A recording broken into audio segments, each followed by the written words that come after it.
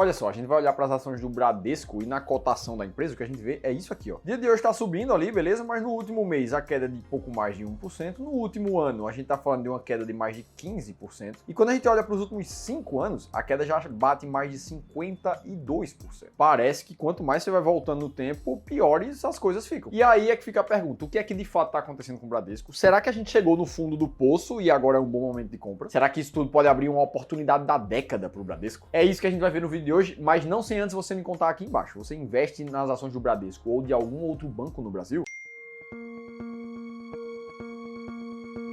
Bom, eu não sei o que você está pensando sobre o Bradesco, mas o que eu tenho visto na internet é coisa desse tipo aqui, ó. O Itaú BBA dizendo que o fundo do poço já passou ali pro Bradesco. Essa notícia é do final de 2023. E tem notícia também de abril desse ano, já mais recente, dizendo depois da tempestade vem o arco-íris. Então tem muita gente que tá ficando otimista e acha que o pior momento já foi. Agora sim, vamos ser bem franco e olhar para outras notícias como essas aqui, ó. Já batemos no fundo do poço e estamos começando a recuperar, diz o presidente do Bradesco. Só que essa outra notícia aqui é da metade de 2020. E a verdade mesmo é que de lá para cá, mesmo no período de pandemia ali, o Bradesco ainda caiu mais 31% depois da queda da pandemia. E aí não tem mágica, isso vem acontecendo boa parte porque o banco vem reportando resultados ruins atrás de resultados ruins, inclusive fazendo o mercado derrubar as ações mais de 10% num dia só. Inclusive com o próprio banco relatando ali que é muito difícil voltar para o patamar de lucros pré-pandemia nesse momento. E mesmo se a gente considera os dividendos nessa conta, o que a gente vê é o Banco Bradesco caindo mais de 36%. Enquanto isso, outros bancos que são concorrentes direto do Bradesco, como é o caso do Banco do Brasil, por exemplo, nos últimos 5 anos sobe 57%. Banco Itaú sobe 50% no mesmo período. Então assim, a gente vê que é uma coisa realmente pontual com o Banco Bradesco. Sem falar no pagamento de dividendos. Esse gráfico aqui mostra o valor financeiro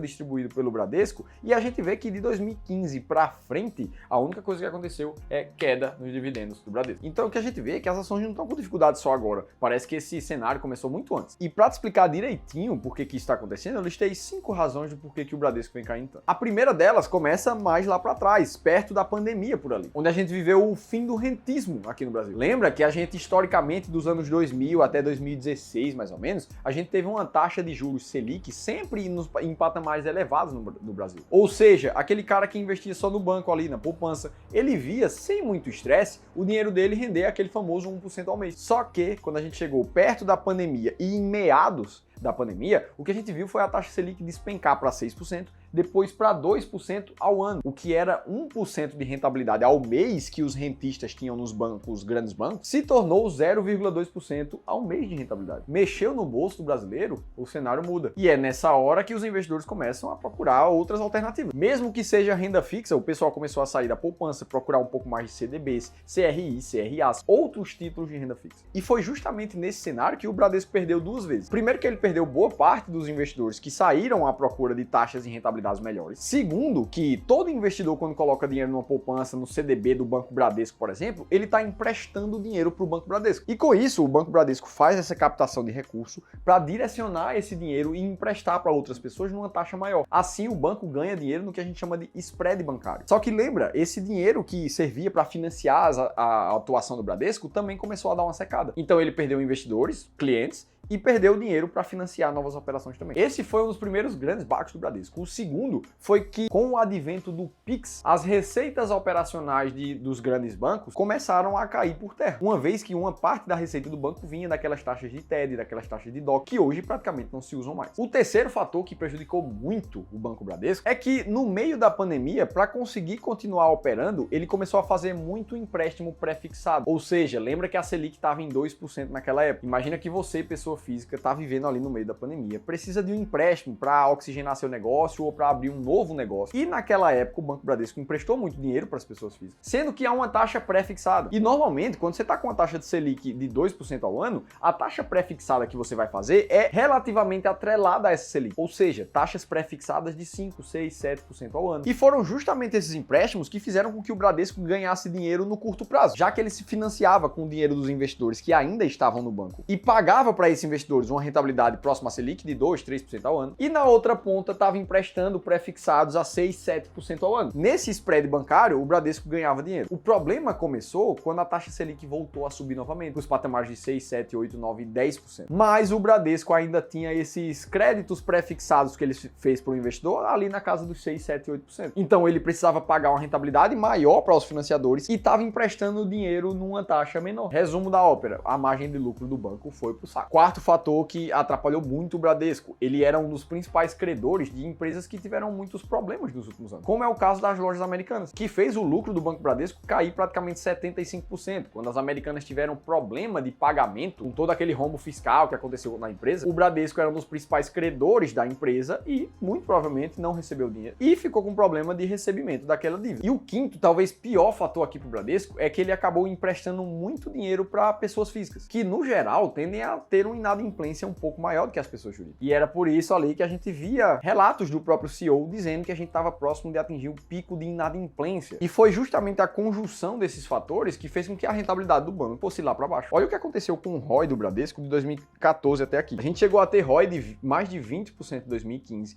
e atualmente a gente está na casa de 7%. Lembra que o ROI é o Return on Equity. Basicamente é o retorno que o patrimônio líquido da empresa tem para os investidores. E lembrando que o patrimônio líquido de uma empresa nada mais é do que os ativos daquela empresa menos os seus passivos, as suas dívidas. O que sobra é justamente o patrimônio dos acionistas. No momento que a gente fala que a rentabilidade do patrimônio líquido é de 7% ao ano, ora, como sócio, é muito melhor eu estar com o meu dinheiro na Selic, tá pagando 10, 11%, do que estar recebendo 7% com muito mais risco em uma empresa que está com rentabilidade baixa. Justamente por isso, menos lucro do Bradesco, o que fez o dividendo ser menor, o que fez a cotação cair. Dado todo esse contexto, fica a pergunta, é uma oportunidade investir nisso agora? Será que a gente chegou no fundo do poço, não dá mais para o Bradesco cair? Isso é a oportunidade da década? Bom, eu já vou te mostrar quais são os números recentes do Bradesco para a gente entender se ele está melhorando. Agora, o que fica de lição principal aqui é que notícias e narrativas e análises do mercado financeiro, elas acontecem todos os dias com cada uma das empresas. Tem opiniões diferentes de compra, de venda, o que naturalmente faz com que muitos investidores fiquem confusos, sem saber qual é a hora exata de tomar uma decisão de compra ou de venda de um ativo ou até de ficar quieto, não fazer nada. E se você me acompanha já há algum tempo, você deve saber que eu sou sócio do Clube do Valor. Aqui a gente investe com base em estratégias sistemáticas, matemáticas, que usam somente critérios que estão na nossa mão para tomar decisão. E é por isso que nunca resta dúvida do que é o certo a se fazer para um investidor em um determinado momento. E se você ficou confuso com a história do Bradesco ou de qualquer outra empresa, sem saber se é hora de comprar renda fixa agora, ou se é hora de investir em dólar, tirar o seu dinheiro do Brasil, ou até mesmo se é melhor focar em investimentos em fundos imobiliários nesse momento, muito provavelmente a sua estratégia de carteira precisa de um upgrade. Pensando nisso, a gente liberou 1 hora de um dos nossos especialistas de investimentos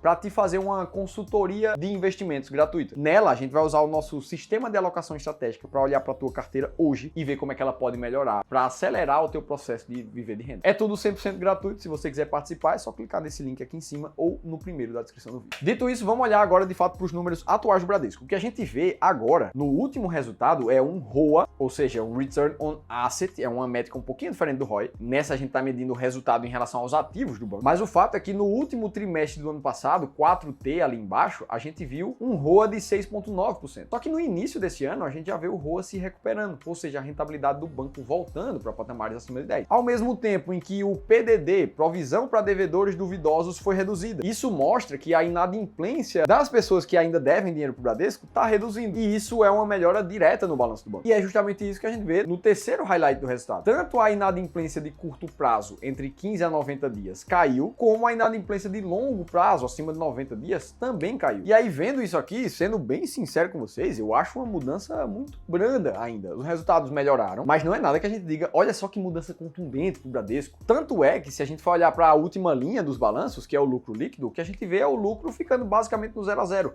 caindo pouco mais de 1% ali no começo desse ano. Os sinais parecem ser de uma tímida melhora. O Bradesco precisa andar um pouquinho ainda para mostrar que voltou pro jogo. E é nesse momento que muita gente diz, mas o Bradesco não vai desaprender de ganhar dinheiro no Brasil de uma hora para outra, é um grande banco, vai voltar a valorizar muito. E pode ser que isso aconteça, sendo bem franco também. Agora, tem gente que diz, o Bradesco já caiu demais, mas não se recupera. Se essa inadimplência aumentar um pouquinho, a gente vai ver mais quedas ainda. O que também seria um cenário aceitável. Afinal de contas, quem imaginava que as americanas iam dar um calote gigante na dívida do Bradesco e ele ia ter dificuldades de balanço quando tudo já estava muito ruim? Esse tipo de coisa pode acontecer. E é justamente para evitar esse viés de investir com base em esperança no que a gente acha que vai acontecer, que a gente investe de forma sistemática. Dito isso, como é que a gente decide? Como é que a gente sabe exatamente o que fazer? Para isso, a gente vai usar uma das nossas estratégias de investimentos, que é chamada máquina de dividendos, que basicamente se baseia em grandes estratégias sistemáticas de dividendos ao redor do mundo todo. Quando a gente trouxe essas estratégias para o Brasil e adaptou para o nosso contexto, o que a gente encontrou foi uma rentabilidade de mais de 21% ao ano nos últimos 25 anos. É isso que esse gráfico te mostra. O foco é sempre comprar as 10 empresas que mais pagam dividendos na bolsa. E aí, quando a gente olha para o caso do Bradesco, a gente vê uma empresa que tem uma liquidez diária maravilhosa, que é um dos critérios da máquina de dividendos, uma constância de pagamento de dividendos muito boa, uma vez que ele está sempre pagando dividendos todos os anos, ele não falha nenhum, a gente consegue ver isso nesse gráfico. Mas quando a gente olha para o último critério, que é a média de dividend yield dos últimos 3 anos, o Banco Bradesco está ali na casa de 7,2% ao ano, o que coloca ele na posição número 25 da máquina de dividendos. Como a estratégia busca comprar somente as 10 primeiras, ele está de fora nesse momento. Ou seja, para quem está montando uma carteira com a máquina de dividendos nesse momento, o Bradesco não entra. Para quem estiver fazendo rebalanceamento anual dessa estratégia e tiver Bradesco atualmente na sua carteira, ele teria que sair para entrar outras mais pagadoras. E se você quiser saber 7 dessas empresas que estão dentro das mais pagadoras da bolsa, você pode ter acesso a isso baixando esse e-book que eu escrevi diretamente te explicando de onde a estratégia veio e como ela funciona. E no fim lá te entrego 7 ações que fazem parte da lista nesse momento que você está assistindo o vídeo. É só clicar nesse link aqui em cima ou no segundo da descrição do vídeo. Dito isso, falamos especificamente sobre o que é que está acontecendo com o Bradesco. Se você quiser continuar aprendendo aqui no YouTube, você precisa ver o que é que está acontecendo com as ações da Taesa e por que muito provavelmente elas estão mudando, virando o seu jogo nesse momento. Se teve pelo menos uma informação desse vídeo que fez sentido para você, deixa o like aqui embaixo, se inscreve no canal Sou Dividendo que eu estou esperando no próximo conteúdo.